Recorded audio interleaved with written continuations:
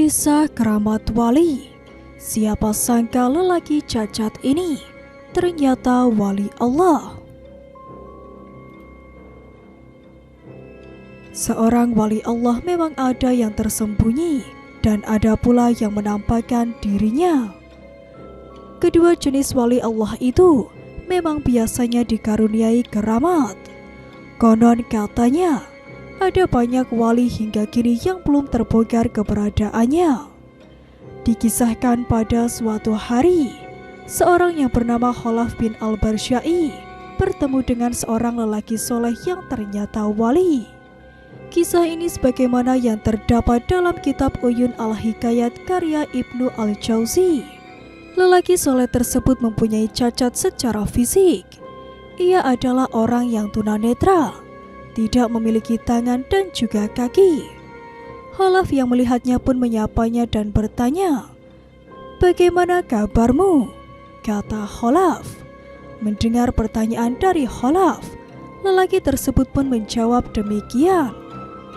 "Cinta dari kekasih selalu meliputiku, dan aku juga tidak pernah merasakan sakit apapun ketika aku bersama cintanya, sebab dia tak pernah melupakanku," kata lelaki itu kepada Khalaf. Khalaf yang penasaran kembali bertanya kepada lelaki tersebut, "Aku mungkin lupa tentangmu. Siapa gerangan yang engkau maksud itu?" tanya Khalaf penasaran. "Aku memiliki seorang kekasih yang selalu mengingatku. Bagaimana mungkin seorang kekasih tak ingat dengan kekasihnya?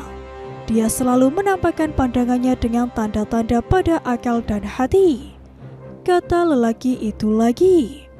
Khalaf yang merasa iba dengan kondisi lelaki tersebut akhirnya menawarkan bantuan. "Maukah kamu aku nikahkan dengan seorang perempuan agar ada seseorang yang selalu membantumu?"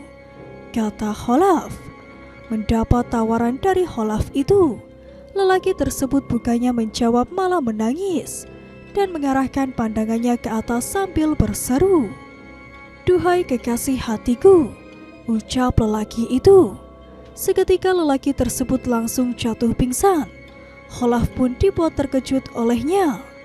Setelah lelaki itu sadar, Khalaf yang penasaran tentang apa yang telah dikatakan sesaat sebelum pingsan pun bertanya, "Apa yang kamu katakan barusan?" tanya Khalaf. Mendapat pertanyaan dari Khalaf itu, lelaki soleh itu kembali tidak menjawab. Ia justru bertanya kepada Khalaf dengan penuh keheranan tentang tawaran menikah yang sebelumnya ditawarkan kepadanya. "Bagaimana mungkin engkau akan menikahkanku? Aku ini kan pemilik dan pengantinnya dunia. Aku memiliki sebuah hal," tutur lelaki itu. Mendengar jawaban tersebut, Khalaf pun kaget dan berkata kepadanya, "Apa yang kamu miliki? Tangan dan kaki pun kamu tak punya. Kamu juga buta, makan saja kamu seperti makannya binatang," kata Khalaf. Akhirnya lelaki tersebut pun menjelaskan kepada Khalaf bahwa dirinya ridho dengan apapun yang diberikan dan ditakdirkan oleh kekasihnya, yaitu Allah Subhanahu wa Ta'ala. Ia juga selalu berzikir kepada Allah dengan lisannya. Namun tidak lama kemudian, lelaki wali Allah tersebut meninggal dunia. Khalaf menyumbang sebuah kain kafan untuk digunakan membungkus jenazah lelaki wali Allah tersebut. Karena terlalu panjang, kain kafan itu akhirnya dipotong oleh Khalaf. Hingga pada suatu malam, setelah pemakaman jenazah lelaki tersebut, Khalaf pun bermimpi. Dalam mimpinya tersebut, dia mendengar ada suara yang berkata kepadanya, "Wahai Khalaf, engkau sungguh pelit sekali terhadap kekasihku.